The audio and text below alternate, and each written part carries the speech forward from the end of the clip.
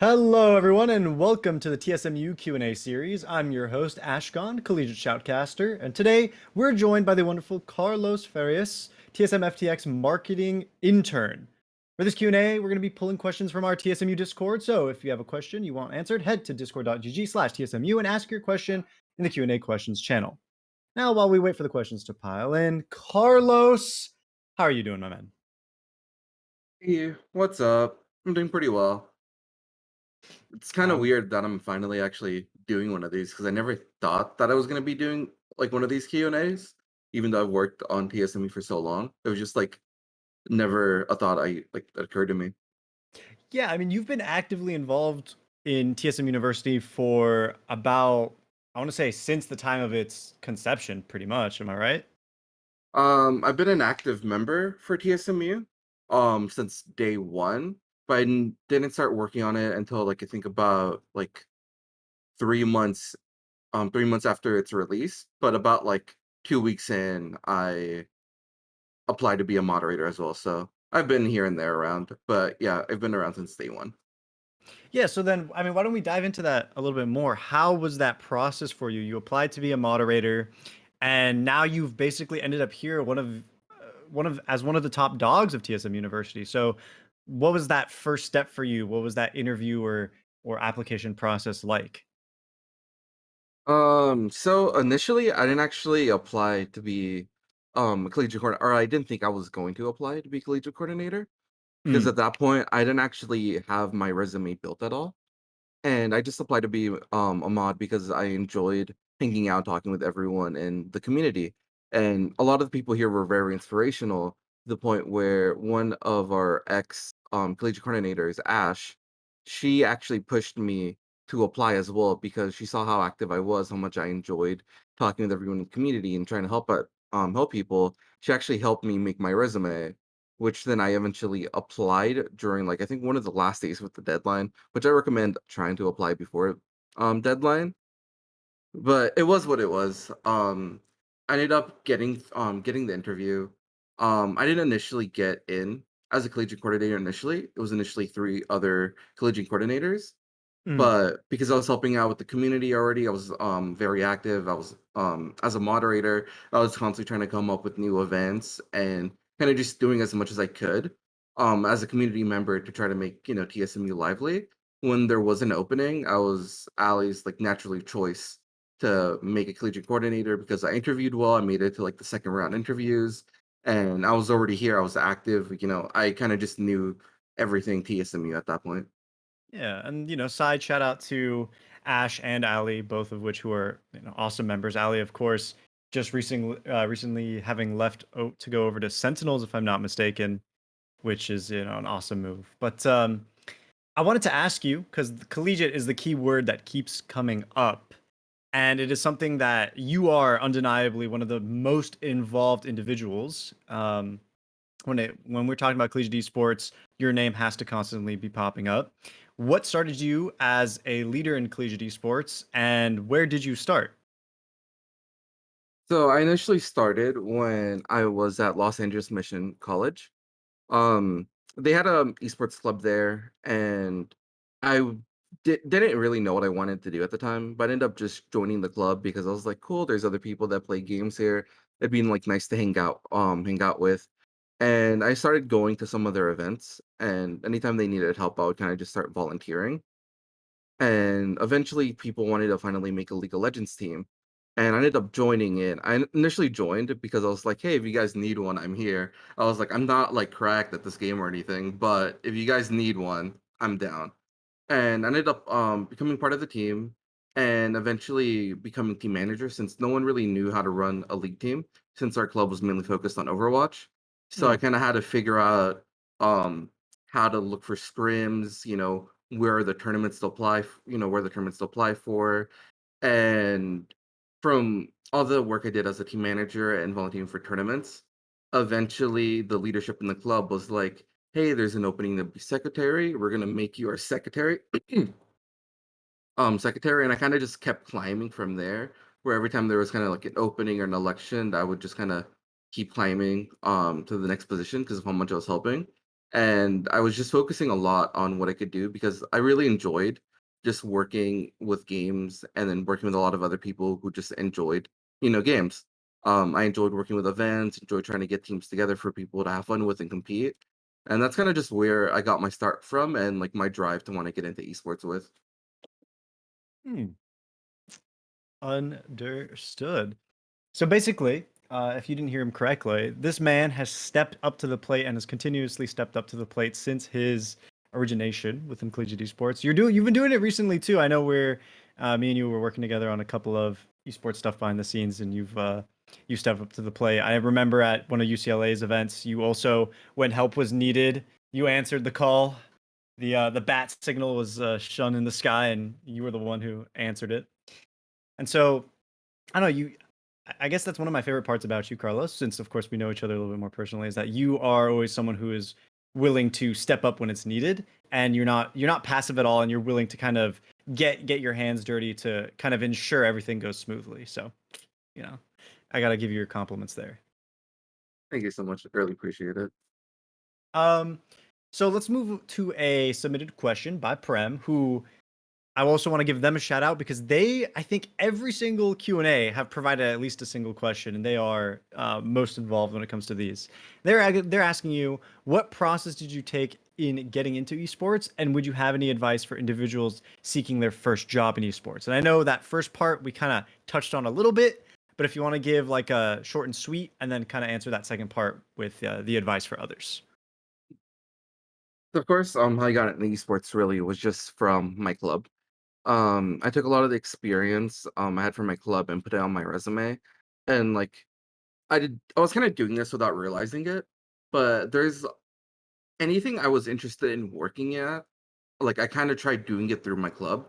For Mm, example, like one of the things I thought about, I was initially just a team manager working with a lot of events, but I also thought maybe like, doing stuff with marketing or sponsorships. Like I kind of thought these would be interesting paths to take. So I kind of got more involved with it in terms of like trying to grow our club, advertising to more members, and even just like reaching out to companies to sponsor our events. And I was kind of doing these because not only to like grow the club, but I also wanted to get these experiences under my belt.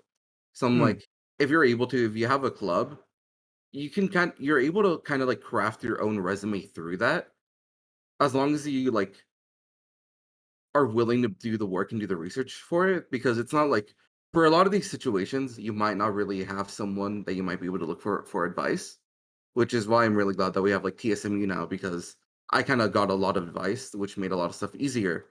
But before that, I would kind of have to do a lot of looking around, reaching out, and just kind of hope for the best, and kind of just kept like, just trying your best, and just like to just start building your resume from the beginning from there. And all those skills that you're able to get from like that club setting, I've seen like it definitely has helped me a lot in my work here for like TSMU. And I know for a lot of others, it's helped them get their initial jobs as well. So anything, if you have a club that you're able to, just do as much as you want to add to your resume there. Because that work, especially if you have something to show in terms of anything with numbers, it'll just help you a lot. yeah, I want to say that. I mean, maybe in comparison to how would you say the traditional job market, when people are looking at esports jobs or when people are hiring for esports jobs, I want to say there's a lot more respect for experience gained through clubs at universities, especially when those clubs are putting on events on the scale that, for example, the West Coast colleges have. I think there's a lot to be said about gaining experience there. Do you think that a lot of that experience is value? Do you think that is a fair judgment? I really do think it is because if it wasn't for my previous experience as well too, like when I first came on as a collegiate coordinator, I was actually thrown in right into running one of our TSM's first tournaments. And the previous collegiate coordinator kind of dropped. They ended up swapping to different position. So I kind of had to Mm, pick up right away. It was like, cool, here's a tournament. And if I didn't have my previous experience from running online events with like, with like over 50 teams, I would have not been able to like run that at all. But because of the previous experience I had with running events and also being a team manager, I kind of know what are the things that would like make my life a lot easier as a team manager to make sure I can also, make it easier for everyone who applied, figure out what's the smoothest way to run the tournament and everything. And like having all those different perspectives has also just helped. Which is like in collegiate, a lot of people, you're gonna have a lot of different hats when you're running an esports club. It's very rare that you see someone kind of just focusing on one job. And it seems like that's also true just for like in esports as well.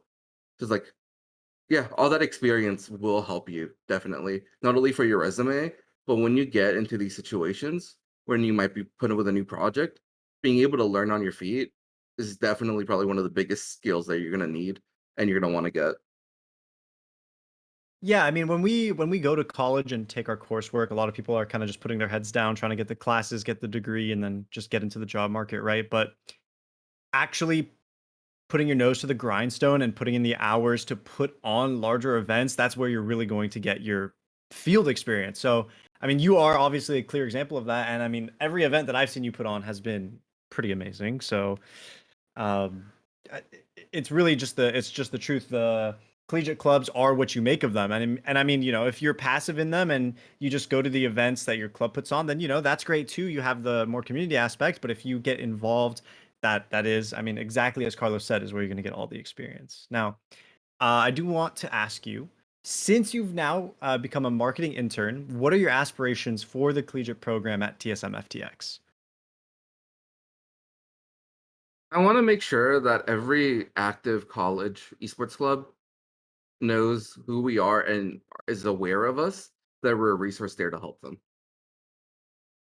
Interesting. Do you have any ideas as to what you represent or what you provide, I should say, as a resource, or what you want those colleges to know you for? So one of the things that we're also going to be working on, which I won't go too much into detail yet, Mm, is that we definitely want to revive our partner program with all the colleges. We want to make sure that we're able to reach to as many colleges as we can and try to help them with resources. And a lot of the resources are still going to be stuff that we've like already provided, but we want to do even more with given the opportunity to. Is initially too. Some clubs might not know how to get started for newer clubs. We want to be able to show them, hey, this is how you can get started. And I even have stuff like workshops that we're just going to have in general for TSMU members on just like, this is how you could run a social media account. This is how you could start to grow. This is how you can run your events.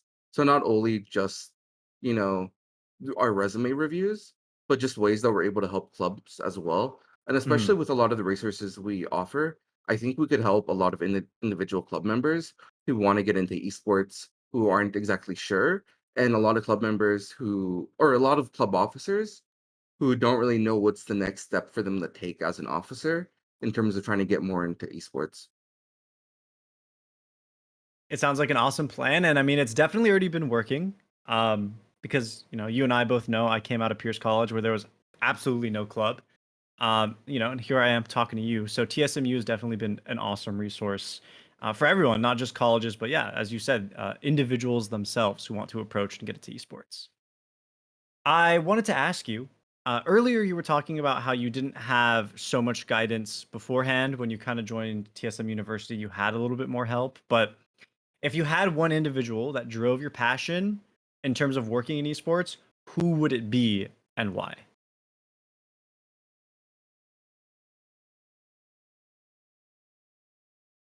You got to think about that one. I can't think of just one.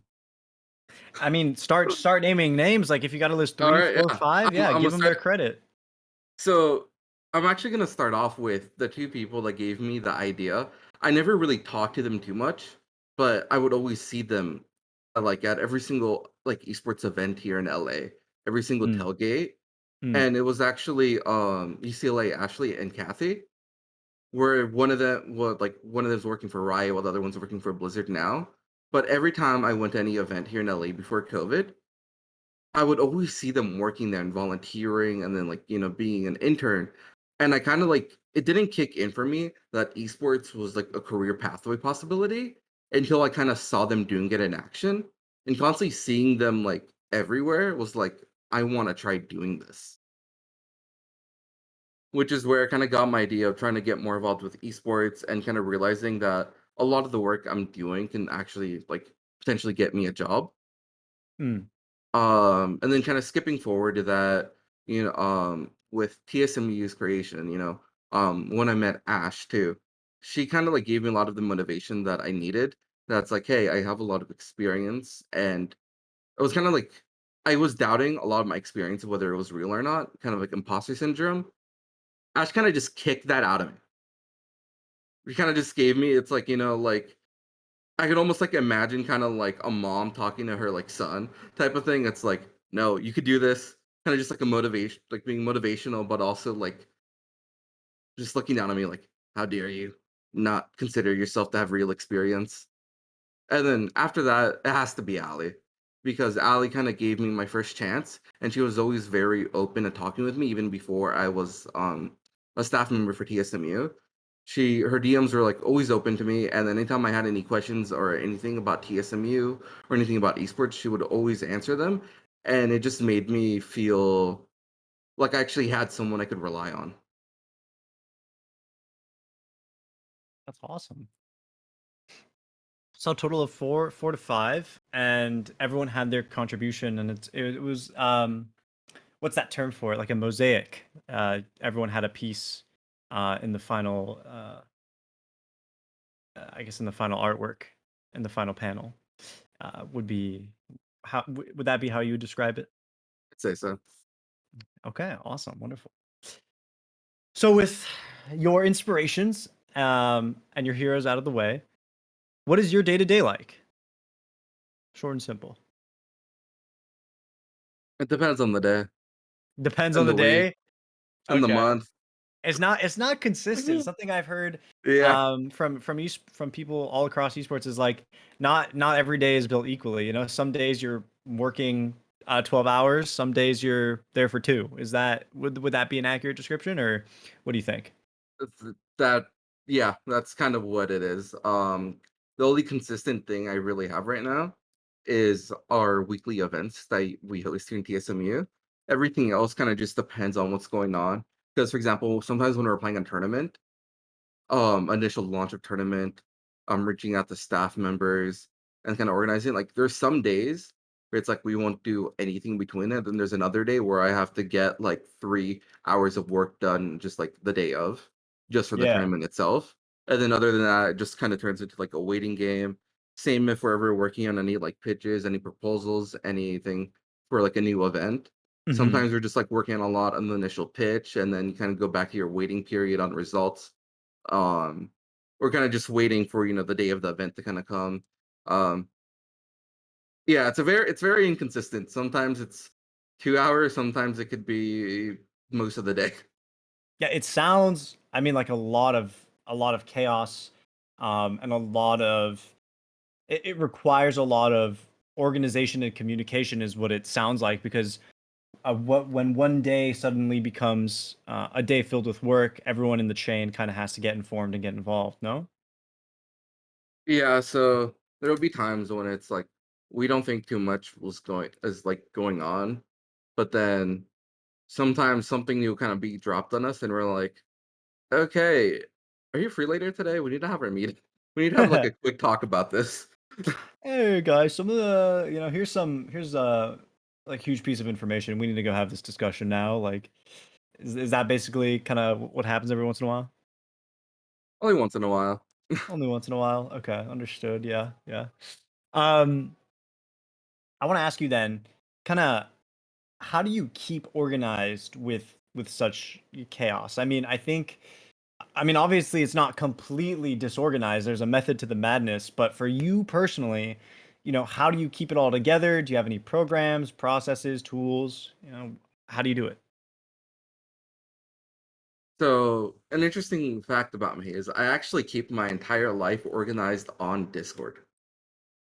I Ooh. essentially have a private Discord server, that's just me in it, and a music bot, just because I thought why not at the time. But through the Discord server, I essentially have different channels, to keep myself organized on there because I'm always on Discord. I always have my phone with me. Mhm. And it's kind of where I keep kind of like notes. I kind of have like just channels for just kind of like correlated categories, whether it's just like notes for my class, homework I need to remember to do, or even just like remembering financial aid stuff, which I always forget to do. Ugh, I feel that. And I kind of just keep like just a list and notes of a lot of stuff I need to do, and useful links just in this Discord. Um, just as a reminder, because I've always been like really bad at keeping myself like at least organized in a good way. I've kind of like always kind of just I hope I remember it, but I forgot who. But there was someone. It was actually one of the Q and A's. Someone else kept their life organized through Discord as well because they were always on Discord, and I was like, maybe I should try that because if I use anything Genius. else, like I don't use it every day, so I kind of don't remember. Other than that, I've actually gotten a bit better at using Google or the Google Calendar. Especially now that I have like another email that I keep separate just for TSM work now for like the Solo mid email. I've been able to keep a lot of my work a lot more organized.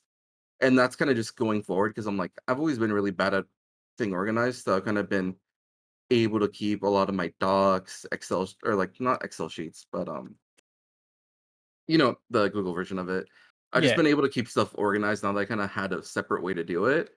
It was just I've always been pretty bad at organizing stuff in the past, but it's something I know I'm like I have to work on. So it's something that I'm working on. Yeah. I like that. I like the kind of implementation of Discord as a note-based app and kind of keeping it to yourself. I don't have my own Discord, but I have in one of my personal Discords, I follow a bunch of like announcements for casting gigs or whatever. So kind of like a similar but different variation. And it is definitely effective. And I think I remember the Q&A you're talking about where the guest was speaking about it, but I can't remember the name off the top of my head. It's that squirrel Yeah, brain. I need to find out later. I need to thank the guest for changing my life. Exactly, right? Like got our lives in order. Collectively got all gamers in order. I want to ask you, because this is actually a question that I think we've talked about personally, but I think it's definitely one worth mentioning and asking. What has been your favorite memory? Or what was the triggering event that made you want to work in esports and gaming? You know, we talked about how you didn't think it was a reality, right? But there was a point where you had that desire to make it so. You played with that idea. So, what is it that drove you to want to start working in esports? So this actually goes back to 2016. I think my Austin favorite, Major? no, Sorry. the League of Legends World Championship, and I think this is my favorite esports memory. Of course, at that point, I wasn't working in esports. This was just as a fan, and it was the World Finals, SKT versus SSG here at Staples Centers, best of five. This was like my first big like esports event I've ever been to, and I remember going to this event, and I remember I got dropped off by my dad at Staples Center, and when he saw the amount of fans lined up around Staples Center, he was like, "This is as many people as he gets for his like football games." He was Mm-hmm. just like completely blown away. Mm-hmm. And, during that time, I was really happy because, like, my dad kinda got a glimpse of kinda, like, the world, like, that I'm You kinda lived in. in live in, exactly. And at that point, I think, like, there was a point where I've been really lucky where my parents have always kinda, like, accepted of, like, what I was into. I was really into gaming and how, like but I think at that point, like, my dad's, like, whole perspective of this kinda just, like, blew up. Was like, "This is a real thing," you know? Um, and I remember once I got out of the car, when I go line up, I just start talking with a whole bunch of fans there, and it was really nice because that was one of the first times I was able to talk with a lot of people who are really into gaming and esports. We were Mhm. there for the final for like the world finals, and I just remember like this. Even during the line, funny enough, I was like near the end of the line, and I just hear this roar of a chant start from the beginning of the line, and it just TSM, TSM, TSM, and it just got all the way to the back of the line, and it was because the people in the front of the line saw Bjergsen. And it was just like one of those things where it's like I kind of liked it because like and in League of Legends culture, the TSM chant always makes it. No Yeah, matter the event, no matter where it is, there will be a TSM chant. yeah, that's true. And it was kind of just nice to kind of like be a part of that for the first time. Like it's something so small and silly, But I think, like, when you always see a lot of this stuff, like, just watching from home, it was kinda just nice to be part of it, and once I actually went into the arena, like, they were just playing a lot of the, like, the league music. I think they were playing, like, Piercing Lights, and I didn't really realize how many people was there at Staples Center until I went in, because almost all the seats were filled. There was so much music, a lot of people were just very excited, and, like, I think, like, I almost, like I kinda had to, like, recatch my balance because I was kinda just, like, blown away by it too. And, like, at that point, I knew I wanted to do something in esports. I didn't really think, like, working in it, but I know I just wanted to stay around in esports. Hmm. Yeah, I think you have a very similar experience to a lot of people who are kind of involved in gaming, right? Where it's like maybe their parents aren't as accepting, or they see it as just a hobby, generally one that they view negatively. And then when we see the broadcast and whatnot remotely from home, it's fun, it's exciting, but it's not the same. And then when you can finally get involved, it is that sense of community, like it is a reality. You know, the number of the people in Twitch chat, suddenly it becomes a very real thing. And then you having the opportunity to bring your dad along, I mean, that's awesome too, for him to open his eyes as well. Because I think that's kind of what a lot of people want out of esports, is for it to kind of just be more accepted, because video games often gets the short end of the stick when it comes to being stigmatized. Something that's actually pretty funny. After I went to the event, my mom was like, "So what did you go to?" And I kinda showed her the opening ceremony on YouTube the next day. And after that, my mom was always seeing every single League of Legends, Worlds Final opening ceremony after that. And then when I was talking about, the finals was gonna be here in NA this year, my mom was like, "I wanna go just to see the opening ceremony." Mm. Yeah, I mean, every opening ceremony that Riot's produced has been pretty good. There was what year was it when they had the CGI dragon? I forget. Was that 2019? 2019, I think? Yeah, like they have gone absolutely nuts. KDA's year was phenomenal. Something that's really funny about that dragon is that when my mom was watching it here, because she was watching in the living room while she was cooking, and my dad walks in and they looked at it. It's like, "Is that a real dragon that they had there? How did they do that?" It's like, "No, no, no, it's a hologram. No, no, no, that's real. Look, it has a shadow." Because they also put the shadow in there. And I Yeah. remember seeing this exact same argument all over Twitch chat, Twitter. They're like, "There's no way they put a shadow. That's a real thing. That's not CGI." And then I just found it really funny, kind of just seeing my parents having this argument about it. Because, like, they're not really like, they don't follow it other than just past the ceremony. Mhm. But it was kinda just funny seeing this same interaction happen with them too. Yeah, it's a very, the level of detail that Riot puts in with any and all of their art is incredible. And I mean, yeah, I honestly, if someone told me they had a mechanical dragon hanging over the stadium, like I wouldn't doubt it, frankly. I mean, sometimes it just feels like their budget is endless, for real. Um but enough of the of League of Legends, because I hate League of Legends. I play Teamfight Tactics.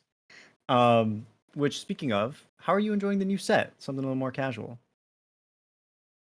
How am I enjoying the new set? I've been stuck gold 1. I Oh, have a problem. yeah, hey, I mean, TFT, casual game. It doesn't matter. Just blame your teammates. Wait, I think it's wait, wait. what Pause. teammates? Exactly. I thought you Blame. said you played TFT. Are you lying to me now? Oh God, I've been had. Yeah, no. RNG Jesus is pretty much like, you just kind of gotta pray, I guess. I mean, I'm running Astral Mages right now. I'm copying Francisco, so Nami's been my number one carry. You're one of those. Wow, what did you hatred for what? Or it's just another Astral Mage reroll player. It's just Yeah. Nami. I remember in the very beginning of the set, everything was just Nami. Everyone was just trying to go Nami. All things considered, though, I've enjoyed this new patch. I think they've done a pretty good job at doing like a micro patch where they Mm, kind of just nerfed a little everything that was like OP, just slightly, where I think it made a lot of more comps viable. I really enjoy the thought of having a dragon, even though like you don't need it, which I'm also really happy. mm. But they're just kind of there as an option, and I just think like the whole thematic is kind of cool.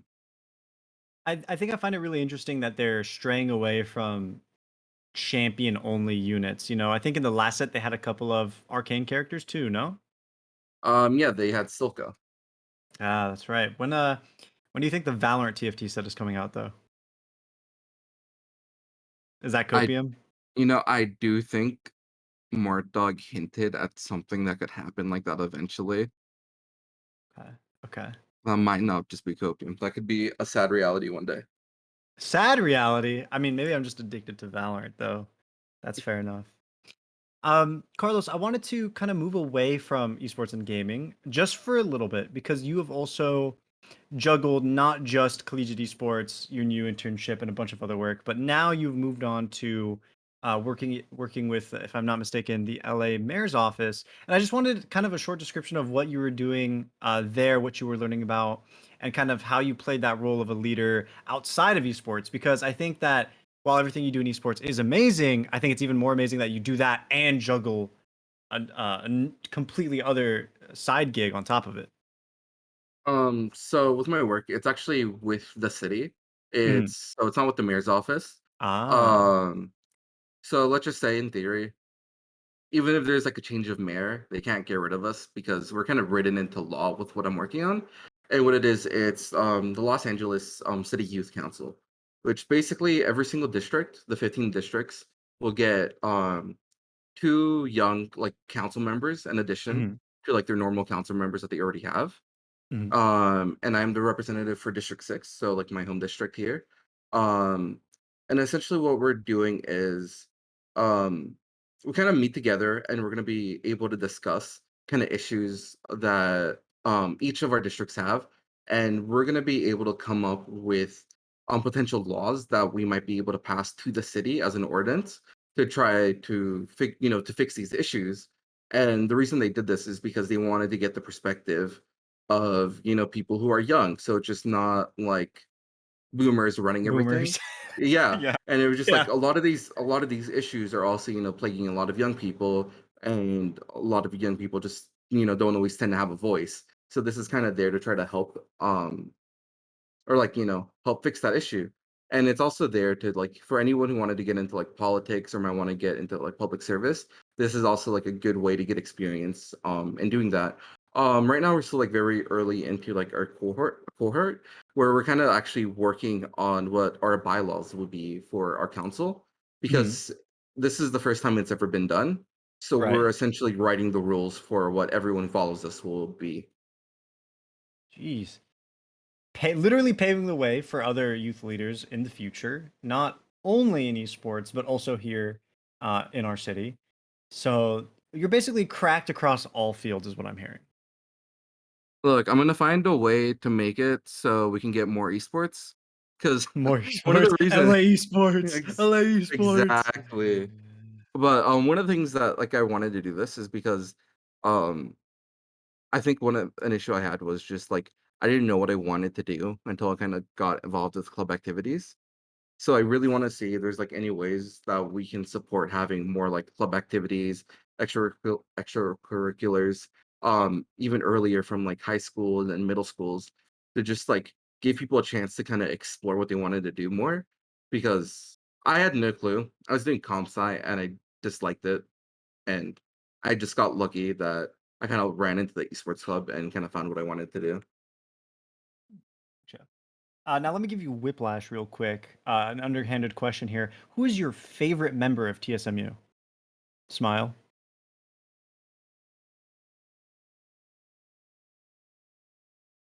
I am terrified. The crickets. You can actually like hear people from their homes like picking up their weapons and their torches and their pitchforks. It's okay. It's okay. I know it's me. I see Vi in one of the chats, but it's okay. Love you, Carlos. So one of the last few questions I wanted to ask you, because I think this is really the point of engagement that people want to know, since you've been climbing the ladder, right? Is how did you get your first job in the industry? What was that experience like? And do you have any advice for others on landing that first job? Hi. TSMU was my first job Yeah, within esports. that's fair enough. When that process came through, so I guess this is more of a Mm. repeating question. When we talk to when we when it comes to your interviews for landing these jobs, let's flip up the question. Is what advice do you have for these people coming into the interview and exiting the interview or during the interview? So the one thing, when it came to the interview, I think I got pretty lucky because I was honestly like really nervous when it first happened. But I kind of got some advice from a friend, and which I think helped me a lot, which was pick a favorite song, pick something hype, and just start singing to it before the interview, just to kind of like keep yourself not so stiff. Hmm, Which I hmm. actually did. So right before the interview, I was like, "Legends never die." Oh no, too much League of Legends. But no, Never yeah, enough whatever League of works. Legends. That's And, fair. I think it kinda, like, helped me initially too, Mm. and I got really lucky with my interview, which, Ali's cat ended up bumping the camera and kinda just started staring at it, and I think it kinda started off with Nice. a bit more of a humorous start because of that, and just for myself, I think it was a lot easier to go through the interview kinda keeping kinda, like, an uplift energy of kinda, like, 'cause, something was, like, very cute and kinda funny, and I tried to keep that energy going through the entire interview. But how good it was? Well, I didn't initially get the job, but I eventually did, so there's always that small caveat. But, I kinda just wanted to keep that, like, positive energy going, and I think it's probably one of those things they kinda need to fill out the vibe. Mhm. With Ali, which is I think one of the reasons I also got into the job is I think I was a lot more outgoing in TSMU than I think I kind of realized I was. Because anytime there was like any events, every single town hall, I'd always like actively participate in them. And I would really put myself out there for like everyone in the community, which I think, assuming Ali running TSMU at the time would probably definitely have to notice that too. So I think just like kind of just putting yourself out there, kind of just like fuck it. I'm not gonna be shy. I'm gonna try to put myself out there. I'm gonna start talking with people, and I think that's really just what it was for me. I just put myself out there and just start talking to people. Yeah, I think it really comes down to being that person that's in the forefront of that person's mind, right? Your interviewer kind of just has to be thinking about you. And of course, the presence you showed in the community already made you someone to look at. And then that positive interaction in the interview kind of pushes you up there. So inevitably, maybe if not the first iteration of openings, the next iteration, you definitely find your way through. And I think a lot of people take for granted, at the end of an interview when someone asks, "Do you have any questions for me?" Like taking the opportunity to just chat with their interviewer, keep things open. You know, when it came to that question too, I didn't actually really have like any follow up questions for that because of the amount of times I've been to like the town halls. Well, I think at that point I was like, I've already talked to you so much, like the town halls and just through TSMU, where I'm like, every question I would have had has essentially been answered or we've talked about already. Fair enough. The in-depth analysis has already occurred. The VOD reviewing already happened.